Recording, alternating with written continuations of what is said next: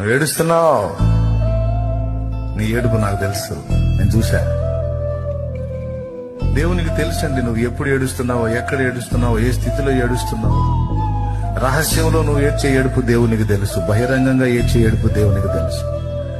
పైకి కనబడకుండా లోపల లోపల కొంతమంది కళ్ళల్లో కన్నీళ్లు రావు, ముఖంలో వికారం రాదు, కానీ లోపల లోపల కుమిలిపోతుంటారు కొంతమంది. అట్లా ఏడుస్తారు. బయటికి మళ్ళీ మామూలుగానే ఉంటారు, లోపల గందరగోళం అయిపోతుంటారు, ఏడుస్తుంటారు ఘోరంగా.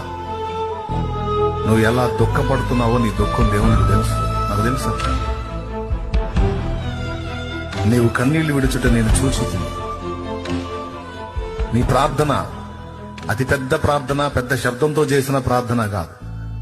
ఏడుస్తూ ఏడుపులో నువ్వు వేడుకున్నా ఆ వేడుకోలు నేను విన్నా. నేను నిన్ను బాగు చేస్తా, బాగుపడవా.